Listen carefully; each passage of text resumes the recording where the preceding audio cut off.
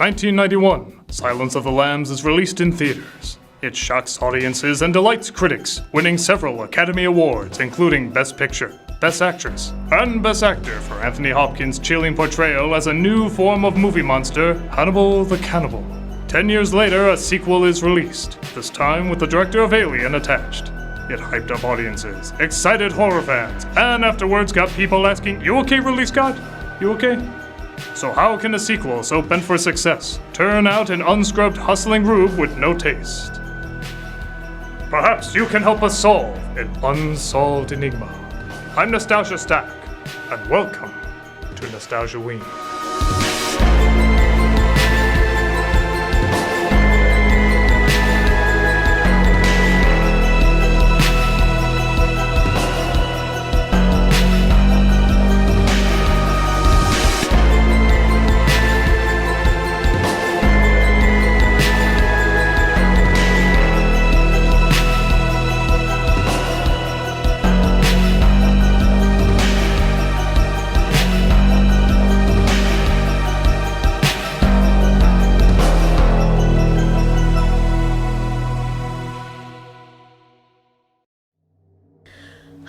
Thank you so much for allowing me into your asylum, Benny. Well, I only hold on to the crazies I think can still be saved. Is he faring any better? He's a complicated man, lost in his own world, but he carries a lot of insight. Perhaps a familiar face can help bring him back to us. You are his taste, so to speak.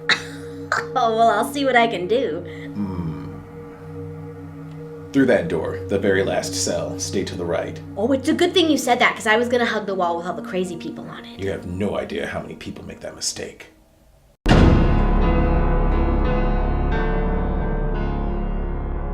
don't get it. This should have been a hit. I can smell your chart. It's fine. Everything's fine. We got everything under control. Everything's fine. And guess what? We just changed the algorithm again. Good luck trying to figure that one out.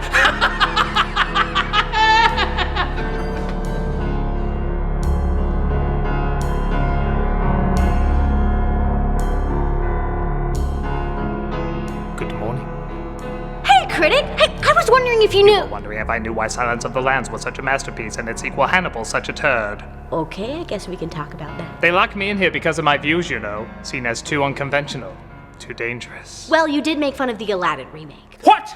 Naomi Scott is a treasure. An okay singer, though. Oh my God! How can you say that? She's a treasure. She was our perfect, for God's sake. We're getting off subject. Let's talk about Hannibal.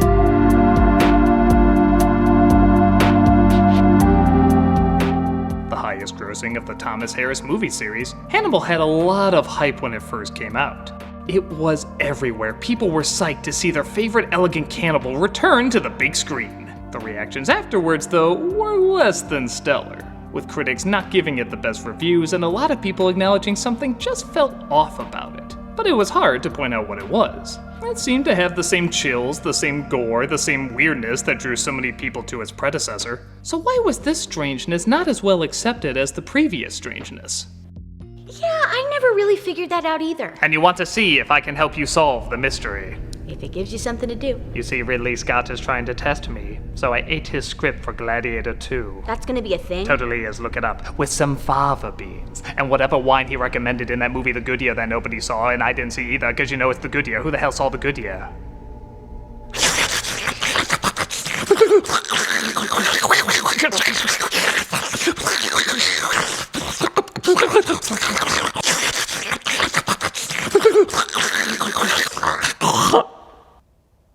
It's your time, man. There's a lot of movie to cover. Good point. This is Hannibal.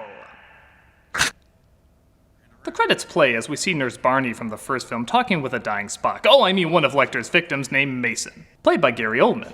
Or was it the Eraserhead baby grown up? So, Clarice Starling and Hannibal Lecter became friendly. I guess we're supposed to fear/feel sorry for him, but his voice is so goofy, he keeps coming across as a Jim Carrey character. When the fox hears the rabbit scream, he comes a-running. 5 o'clock, solve world hunger.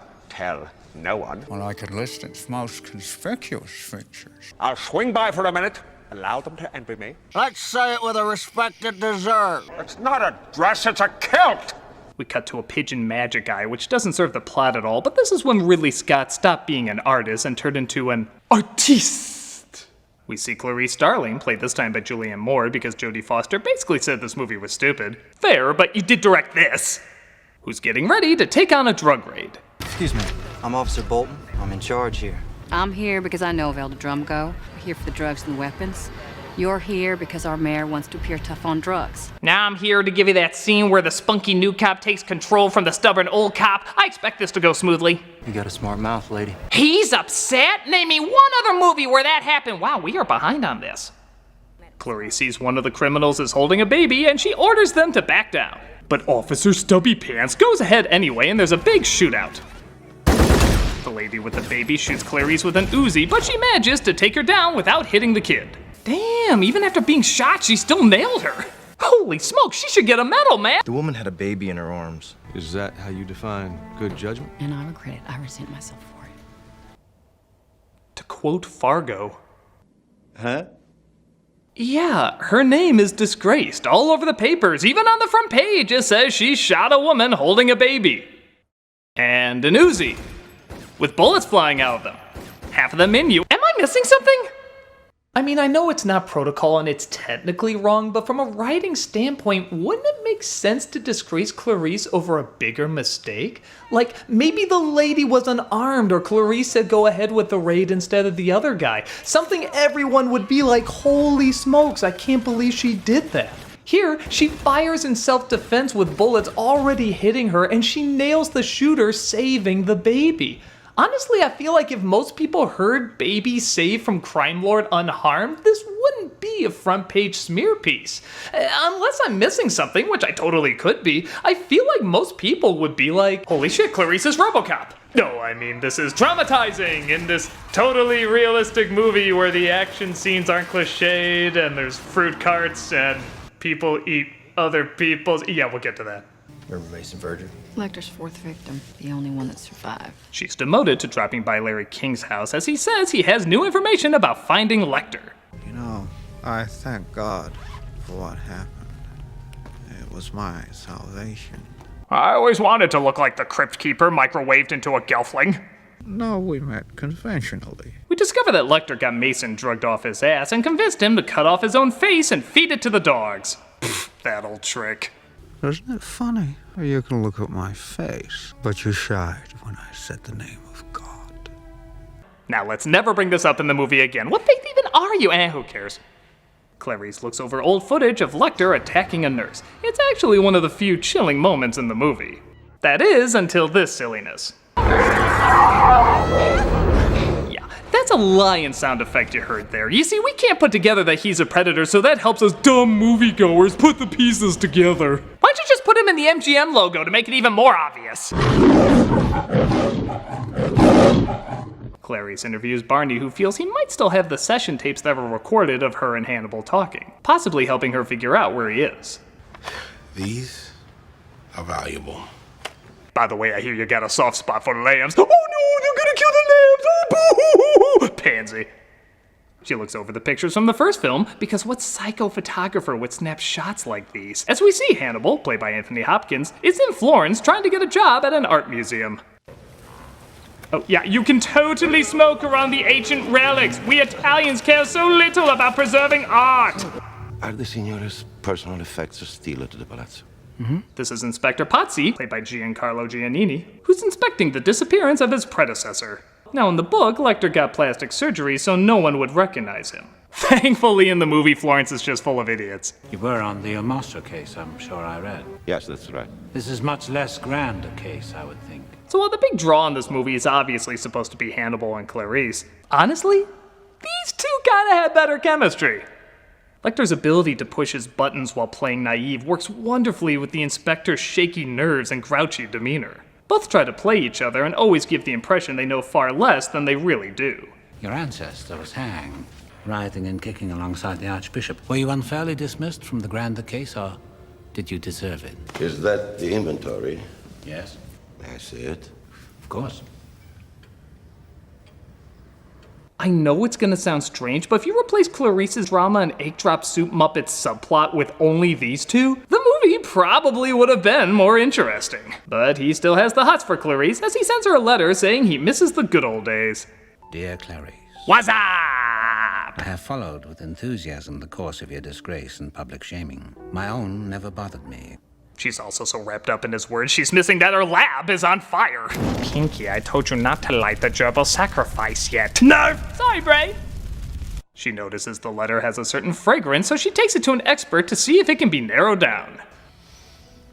Yep, he definitely farted on it. You'd almost certainly find it somewhere in Paris, Rome, Amsterdam. I'm sorry, I can't understand you unless you use a bell. The inspector does some research and finds Lecter on the FBI's 10 most wanted list. Well, we know this was shot before September. He also discovers there's a massive reward from Humpty Dumpty to bring him in alive. Meanwhile, Ray Liotta plays a pervy assistant DA who's interested in getting Lecter and looking at post-it-covered boobies. If you work with me, then your so-called career here might improve. All I have to do is draw a line through your name rather than under it. You'll get out of this fine. I don't know. Why does this feel forced? I mean, the first movie had hints that being a woman in the FBI was rough, but this feels... like it's bashing you over the head with it? In the original, it was subtle. You could watch it and almost not even notice it. There's a sense that people don't take her seriously, but it's never flat out said. Here, it's flat out said, because everything is so over the top. I told you to go home to your wife. That was wrong. This town is full of corn-pwned country pussy. That's what made the original more scary. Even though it discussed weird things, it did so in a realistic way. A way that showed you the ugliness of the world rather than advertise it. It's the difference between a friend telling you about a good car and a salesman telling you about a good car. You feel the manipulation, and it's hugely distracting. But quid pro quo, Hypa, quid pro quo. Okay, what do you want? What do you think I want? I don't know. Why don't you know? You're not gonna tell me? Would you like it if I told you? You don't know what quid pro quo means, do you? Of course I do. A British sport. Oh, critic. I just want to look smart! The inspector finds out he can get an advance on Lecter's reward if he supplies a fingerprint. So he drops by Lecter's home. Dr. Fell. Dr. Fell. I'm in one of these suitcases, figure out which one. Snap. I enjoy taking random pictures for no reason. In 15 years, that's going to be a big thing. You are a patsy of the Patsy family, I think. Oh, I'm gonna ride that symbolic horse to the races. He says his heater is broken, so he puts on some gloves, while leaving his bare feet completely out. People don't always tell you what they're thinking. They just see to what you don't advance in life. Again, something about this doesn't feel right. A scene like this in the first one was so creepy, but here, it's just not. Well, that's because the first one knew how to shoot Lecter. This guy was in his mid-50s, not exactly the scariest of threats, but the film knew to keep the lighting from above, rarely have him next to anyone else so you can't get an idea of how big he is, and always have him in dark, confining environments so you're always aware you're dealing with a psychopath. Here you can see he's a pudgy little old man in his 60s, because he's shot like everyone else. Once in a while you'll get a creepy shot, but it's often ruined by a little thing like, oh, I don't know, having him in his PJs barefoot? Oh, and saying lines like this doesn't help. Okie dokie. Duh! The horrifying call of the cartoon plumber! Okie dokie. The inspector hires a thief to track down Lecter to get a thumbprint on a bracelet. My name is Ridley Scott, and I will have my cameo in this film or my next. Sorry, my coat is very loud when pretentious directors are filming it.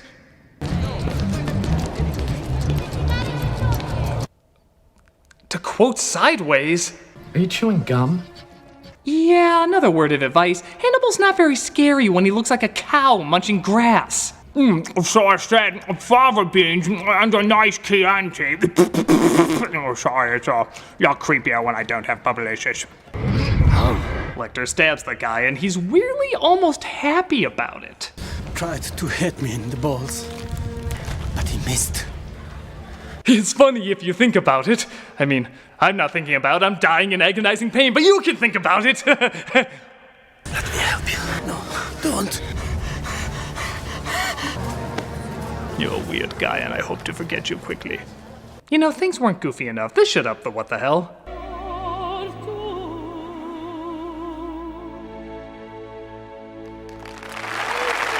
More scenes need to end with a goblin shitting. The inspector sees Hannibal at the opera and introduces him to his wife. This is Dr. Fell. Come on. That's weird, he bit my hand. Meanwhile, Clarice continues her search for Hannibal because there's not enough of her just staring at shit in her office when she finally sees him on a security camera. Stupid frame rate away! She calls Potsy's department where she got the footage. FBI, I'm not here. Potsy. I'm not here. You're trying to catch him yourself, aren't you? He killed 3 policemen. He will kill you too. He'll be fine. You know, the style is less American Silence of the Lambs and more Italian The Crow, which wouldn't be too bad if it had more interesting stuff to say. Because of his betrayal of the Emperor's trust, he died by hanging. It includes the death by hanging of Judas. Make Pierre de Lavigne now in hell. Avarice, hanging, self-destruction. Make my own home be my gallows. Yeah, the metaphors in this movie is, for lack of a better word, stupid. In the original, the lambs reflected Clarice's need for purpose, to save what's already been destined to be slaughtered. Here, Schmuck, who's obviously gonna die, is gonna die! Inferno, Pierre de Lavigne's body hangs from a bleeding tree. Observe this piece called the blatant symbolism. Notice the blatant symbolism. Speak in strained hisses and coughing sibilants as though he is hanging still. I'm talking about you, Potsy. You're gonna die. I'm giving very serious thought to eating your wife. You know, nobody does flour or candies anymore. He ties him up and invites him to hang around, so to speak. Okie dokie, here we go. Sorry, tried to turn that into a thing. I really think it's gonna be the next Jar Jar Howard. But Clarice calls the inspector and Hannibal answers. Is this Clarice? Well, hello, Clarice. Do you know how many people are gonna think this line is from the first film? Is he dead? Unfortunately, you've caught me at an awkward moment. Making the movie Hannibal. He hangs up and drags the inspector to the window. Not sure how nobody notices that. Yeah, the European, why risk a faux pas? And he cuts him up and throwing him over the balcony.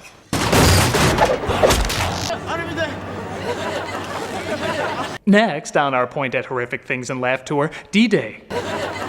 Emotionally crippled children. Goldfinch's box office.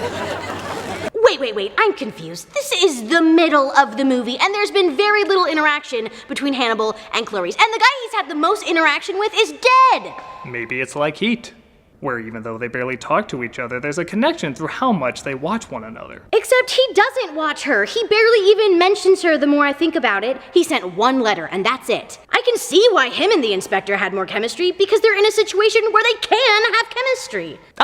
But now we get to movie number 2. Number 2? Yes, the second half has nothing to do with Florence. The inspector is never brought up again. Honestly, you could cut almost everything from Italy and it wouldn't impact the story at all. Then why did we watch it? Because art! Fancy clothes, poetic performers, farting demons. This is the new deep Ridley Scott we've all had to get accustomed to. My God, did we really think that this guy was gonna bring dignity back to Alien? Well, he did so well with Robin Hood.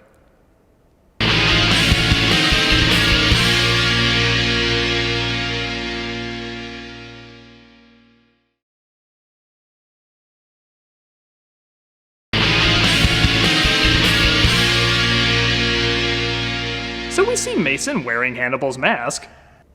Your king guessing is as good as mine. As he plans to continue Clarice's downward career by framing her, making it look like she kept a letter from Hannibal, supposedly sent to her. I don't understand why she didn't turn this over. Lecter didn't write it, he didn't write it because I did. Remember when we weren't all cartoons? She's put on administrative leave as Hannibal breaks into the assistant DA's home. Hello, dog. I was giving very serious thought to eating your wife. Let me just leave my prints everywhere here. Let me go steal some stuff where I'll also leave my prints everywhere. Let me go right to an FBI agent's home where I'll also leave, oh, you know the drill by now. I used to be a criminal mastermind. Look at this. He's right in her home. This should be terrifying. But you don't even see his face, and she's asleep. So what creep factor or insight are we supposed to get out of this? Even when they do finally talk, he just sends her on this scavenger hunt. I like to watch you as we speak, with your eyes open. It pleases me. You have very shapely feet. Hot. They are weak and unruly and believe in nothing. Dr. Lecter? Dr. Lecter? It keeps constantly cutting as if the suspense should be where Lecter is. But it shows where he is and what he looks like. An old man from the 90s who said, "I want to look cool this morning," and then stopped halfway because he was too tired. You're not even listening that close because the camera's always moving and always cutting away. As if the style and movement is masking that there's very little substance or intrigue here. In the original, it was just their faces, nowhere to hide. No artsy images to them against to distract you, it was just two interesting people exposing their deepest vulnerabilities. When you think Hannibal Lecter, criminal mastermind, stalking Clarice Starling, do you really think dumpy guy in a t-shirt and baseball hat gifting her shoes? That's not a mastermind, that's internet fanboying 101! But Mason's men find Lecter and knock him out, as Clarice notices. Oh, you're lucky you weren't holding a baby. He's brought to Mason, who has plans for the captured Caped Crusader. Captured Lecter. I guess you wish now you fed the rest of me to the dogs. I'm sorry, who are you? And what horrifying fate does Mason have planned for Lecter? A death trap involving giant killer pigs. Because to be fair, sharks with friggin' laser beams on their heads just weren't in season. How will Hannibal get out of this one? Will he be able to survive the silence of the hams, or will he become the other white meat? Tune in next week. Same lamb time, same lamb channel. Clarice bursts in to save him while Mason's henchmen try to stop her. Better hurry. This might go faster if you hand me the knife. Yeah, give the cannibal serial killer the knife. That can't backfire. She gets shot, but Hannibal escapes and convinces Mason's assistant Cordell to toss him in. Because he bossed him around in 2 brief scenes. You probably don't even remember seeing them. I'm sure the mime symbolically represented his pain and you just weren't artsy enough to see it. Hey, Cordell, why didn't you push him in? You can always say it was me. Yeah, that's legit funny. Mason is troughed off while Lecter carries Clarice to the assistant DA's lake house where the assistant DA shows up. That's lucky. Good, you brought the wine. Well, I was gonna bring my select honey, but... Clarice wakes up in an evening gown, which I'm not sure what's funnier to imagine, Hannibal buying that dress or getting it on her while she's passed out. Come on, fit into that! Size 6 my ass! As he notices, she's using the phone to call the police and he checks his watch. Yes, I have time to win her over in 10 minutes. Or whatever nonsensical bullshit I had planned for tonight. Clarice is super drugged and sees the assistant DA is drugged too, leading to a super gory, super bloody, super over-the-top scene. Nope, you can't show that on YouTube unless you want to be demonetized. Oh, come on! Nope, anything too adult is unsuitable for all advertisers. By the way, that reminds me, we're starting a new rule. Anything made for kids will no longer have ads. Wait, so to make money, you have to create kid-friendly videos that aren't for kids at all. You're welcome! Well, great. How do we get across what happens? It's like the most famous scene in the movie. I have an idea. Brain food! You want some more, Assistant DA? You know what they say, you are what you eat. Is that too silly? Honestly, not silly enough, but it's all we can get away with for now. It's a pretty silly scene, but I give credit, it does stand out in an otherwise pretty dull flick. Afterwards, Clarice tries to attack Lecter in the kitchen, but he restrains her via fridge ponytail cuff as he offers himself to her, but she refuses. Would you ever say to me, stop? If you loved me, you'd stop. Not in 1,000 years. I guess I should be interested, but honestly I'm just wondering if the Vegetarian Times book was intentional or not. It wouldn't be the first time in this movie I couldn't tell if a scene was meant to get a laugh. She handcuffs herself to Lecter and he threatens to cut off the fat, so to speak. Above or below the wrist? I just got done shooting Titus where I both cook people and lose a hand. I'm gonna have the weirdest typecasting. This is really gonna hurt. So Hannibal cuts off his own hand to escape, but they don't show it that way. They tried to do this fake out like he cut her hand off and she screams. But afterwards when you find out, that of course begs the question, why the hell did she scream then? I'm just recreating a man who says he feels the same pain as his pregnant wife. Looks pretty stupid, huh? Oh, you have morning sickness? You have balls! So the police arrive and notify all the airports to keep a lookout for a world-famous cannibal with one hand, or he gets on a plane with no problem.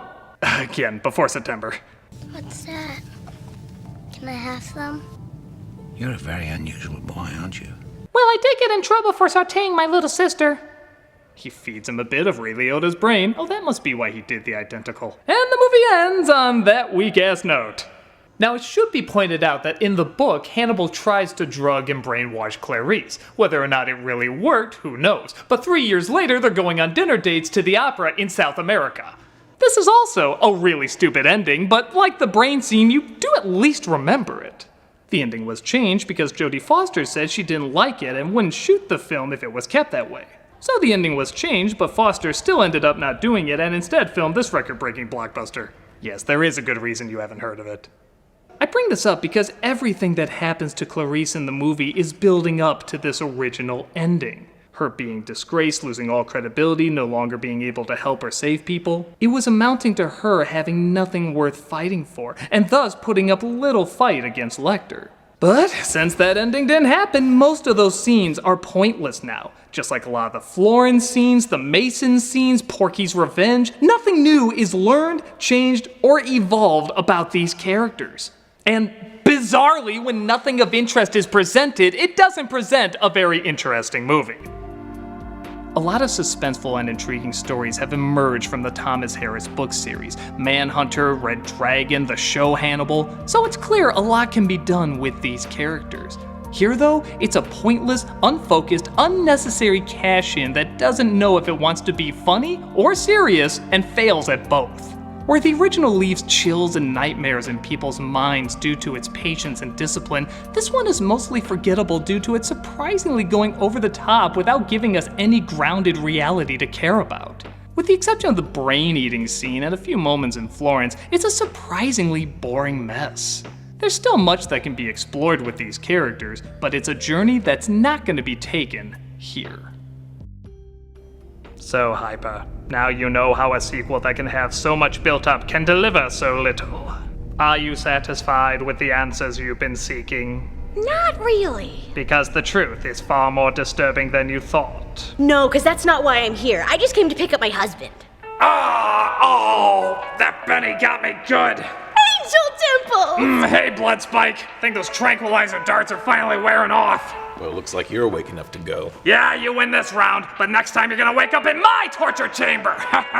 Wait, so I'm not locked in here because of my dangerous mind? No, I locked you up in here because that David S. Pumpkin shit is old. Yeah, seriously, that was even lame when it was popular. I was wearing this before him! Yeah, whatever. Come on, Bonefist, let's go home. Wait, how'd you get out of your cell? There's no glass there, critic. Check it out.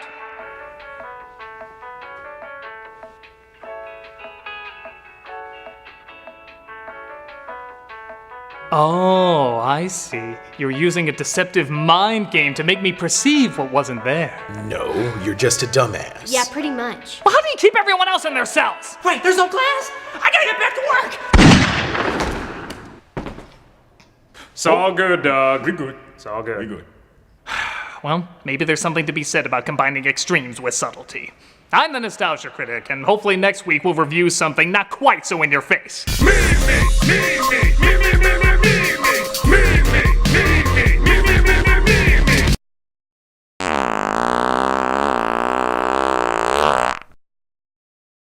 Okie dokie.